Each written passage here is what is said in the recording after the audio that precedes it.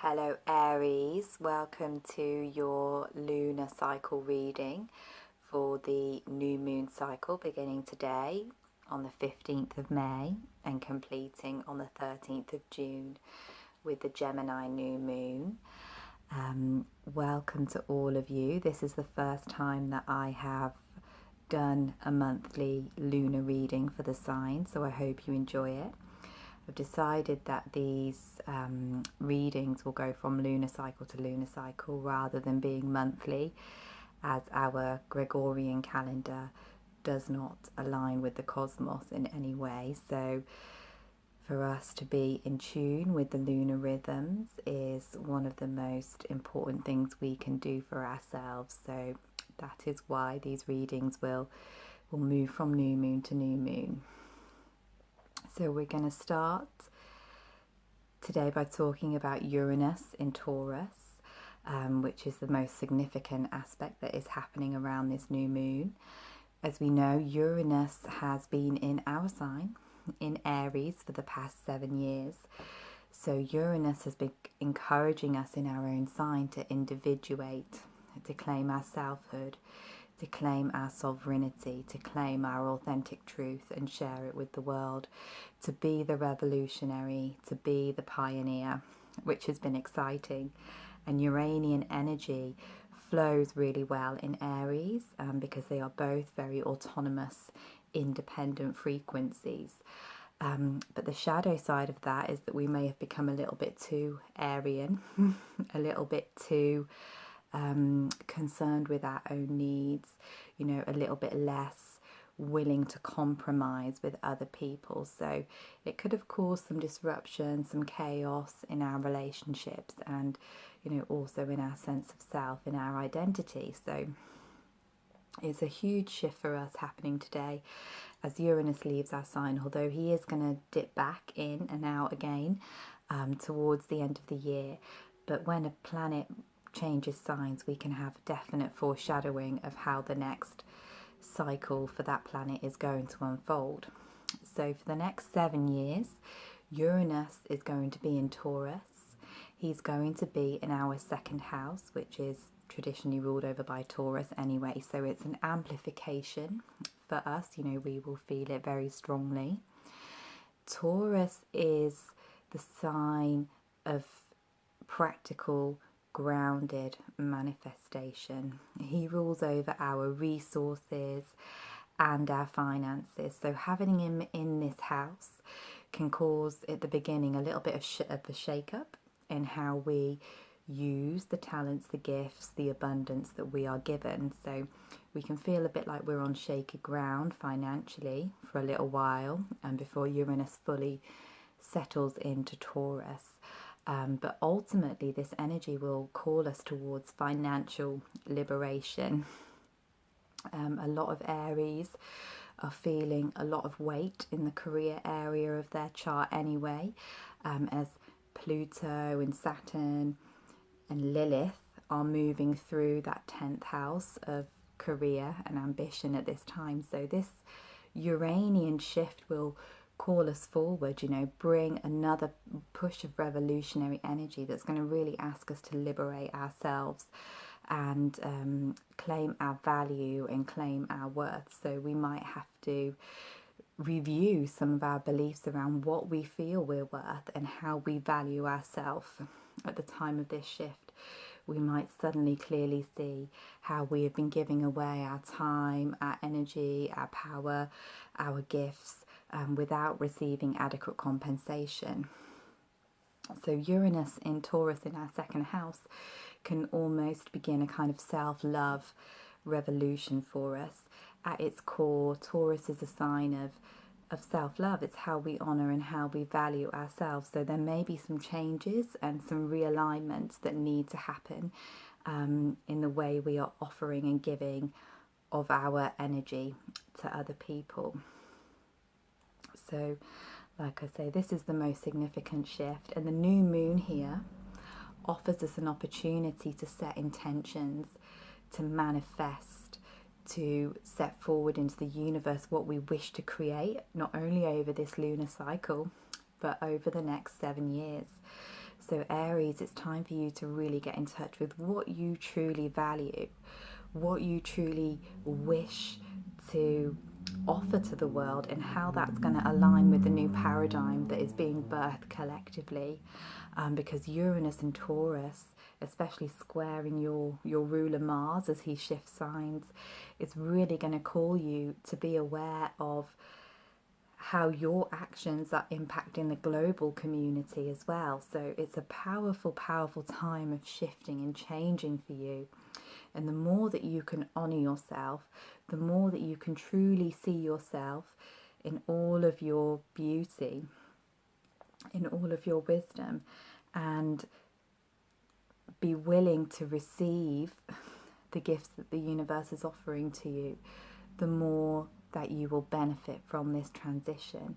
But please don't go into any fear around finances, because Uranus is an energy that is so rapidly evolutionary and changeable that, you know, one minute we could feel like we've lost and the next minute we could feel like we've gained. So just be open, be flexible in this area of your life, and, you know, strip away all of those limiting conditions about scarcity and lack, and just be able to open yourself to trust that the universe in all of her abundance will always provide for you.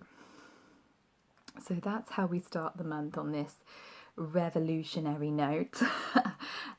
So we kind of crash into this lunar cycle with Uranus. The second energy that we connect with during this lunar cycle that is significant for you is the trine that is forming between Neptune and Jupiter. And you might be feeling this already, although it's not exact till the 25th, around the end of this month. We've got Jupiter in Scorpio in your 8th house of sacred sexuality, alchemy, deep psychological healing, death and rebirth processes. And we've got Neptune in your 12th house of the subconscious, the dreaming, the visioning space of the birth chart. So as these two align, we can, in a harmonious way, we can expect to receive many, many insights around how we can heal our wounded psychology, how we can heal our wounds around intimacy. We might receive insights from the other world, dreams, visions that help us to heal on a deep soul level. With Jupiter transiting in Scorpio in our 8th house this year, we are being given an opportunity to do so much deep soul diving and reclaiming of our power, of those soul fragments, those parts of ourselves that we have given away or suppressed and denied. And as Jupiter aligns with Neptune, this energy is amplified. So open yourself to receive the magic of the cosmos in these areas. Towards the end of the month, Venus in Cancer is actually going to create a grand water trine with Neptune and Jupiter. And Venus is going to be in your 4th house, the 4th house of home, of the mother. It's the womb space of the birth chart. It's the place where we hold all of our genetic karma, all of our memories, particularly from childhood and from our ancestral line.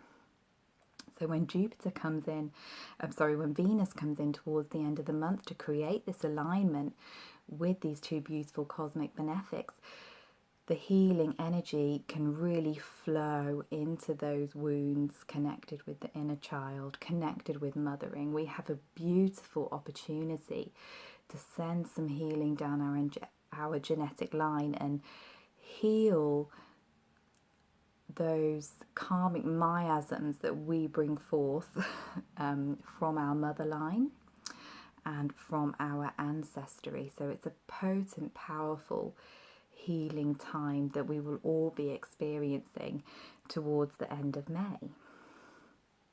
We end the month on a full moon, as we have been doing for most of this year, and this full moon is in Sagittarius. It's the summertime full moon. You know, we're between Beltane, the love festival, and summer solstice, the energetic peak of the year. So this moon has quite a celebratory energy, and we know Sagittarius, ever the optimist, happy-go-lucky Sag that always sees the positive side of any situation. So this is quite a beautiful full moon, you know, a little bit less intense than our previous one in Scorpio. And this is going to illuminate the 9th house of your birth chart. So we can see beautiful spiritual insights and wisdom pouring in again for you as this moon reaches fullness.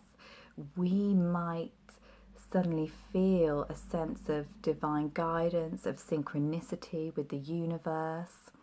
And this moon is going to be creating a trine to the North Node in Leo, which is currently in your 5th house, calling you into your light, into your power, into your creative expression. So this moon can highlight in a gentle way how far you've come with this nodal cycle since last summer. And it can give you a release, a push forward that can help you to step even further into sharing your vision, sharing your beauty, and sharing your own authentic expression of creativity in the world. So this full moon is going to be a really beautiful time for coming together in gatherings, coming together in groups, spiritual workshops, retreats, meditations. Really at this time open yourself to the wisdom of the universe and the beneficence of the universe. So as we come towards the end of May, the end of June, we can see that the planets are beginning to shift. You know, the Sun in Taurus and Mercury, they're going to shift from your 2nd house, where they've been amplifying all of that Uranian energy that we talked about at the beginning, and into your 3rd house. So this is the Gemini house of the throat chakra, of our communication, self-expression and networking. So typically this can be a busy time of the year for Aries. We are, you know, feeling the pressure to socialize, to connect with others. You know, we might have lots of opportunities coming our way, lots of networking opportunities where people want to connect with us. You know, they want to teach and learn from us and with us. So this can be a really busy time of the year for you as we head up towards solstice. So with the sun lighting up this area of your chart, it's really good idea for you to, even if you don't particularly feel like it, with Cancer transiting your 4th house of home and, you know, wanting to withdraw inwardly, it's really good for you to make the most of this energy and do get out there and share that vibrant soul essence of yours with others. We've also got Mars, your ruler, moving in his shadow period. He's not going to station retrograde until the 26th of June, but he is in his shadow period, so it's a really good idea to just pay attention to what is rising in your life at this time that might need to be dealt with as he turns retrograde over, you know, the summer months. And he's going to be retrograde in your 11th house, which rules over your hopes, your dreams, your wishes, your visions for the future, and friendships and groups. So this area of your life is becoming quite energized too at this time. And of course, wherever Mars is, there is the potential for conflict and disharmony. So just pay attention of how your energy is flowing towards the groups that you're affiliated with, towards your online and in-person communities and your friends, and also how you are moving and walking towards your dreams and highest visions at this time. And just be with that and allow anything that needs to rise up and take note, because this is likely to be a theme for you during the next couple of months. Mars is going to be in retrograde from the 26th of June to the 28th of August, mostly in Aquarius, but he will pop back into Capricorn towards the end of his journey, just to the 28th degree. but he is significantly going to be making a series of squares to Uranus and Taurus at this time. So you may find that this energy is connected with the awakening that Uranus is bringing you in your second house of self-worth and resources. So we can look at how these two parts of your life are harmonizing or not harmonizing, as may be the case. But we'll talk more about Mars retrograde next month. And we will end this lunar cycle with a Gemini new moon on the 13th, which is also going to fall in your third house. And this is a new moon which is unhindered by squares and oppositions and challenges. So this signifies a rebirth in how you communicate with the world, how you share your ideas, how you share your deepest soul truth. So this is really a moon for activating your voice. It's a moon for setting into motion any writing, teaching, speaking projects that you may have to offer the world. Anything that is to do with networking or communication can be boosted by the energy of the Gemini new moon. So we're going to end on that beautiful, sociable, flexible, adaptable Gemini note. And as I said in my monthly update at the beginning of May, you know, we so need Gemini with all of these changes that are going on with the Uranian activity. We so need to embrace Gemini's gifts of flexibility, of adaptability, and of being able to respond quickly to situations. So I am just going to share one little last thing with you before we finish the video. I felt that for each sign I would pull a oracle card, and what else can we use under this Uranian energy but the Sacred Rebels Oracle. And these are by Alana Fairchild, whose card decks I absolutely love. So for you, Aries, I have pulled one of the nicest cards in the deck, the Power of Attraction. And this really echoes that Uranian vibration of trusting in the universe, trusting the fertility of life, trusting the abundance of life. And this card can signify that many new opportunities are coming towards you. You have the power of attraction, Aries. You are magnetic. So just allow yourself to fearlessly say yes to whatever comes into your life at this time. Don't let the need to cling on to old structures and old ideas and old ways of conforming hold you back. You are ready to take an evolutionary leap forward. And this card can also signify a coming together, a union of souls.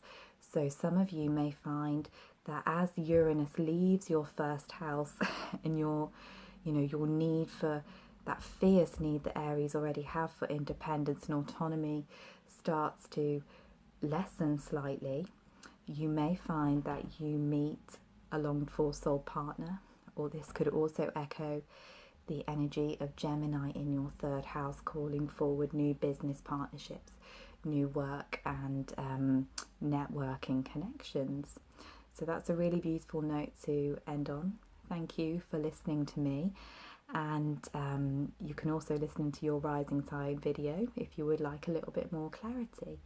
I'm sending you all lots of love and blessings under this beautiful, fertile new moon. May your intentions grow and blossom.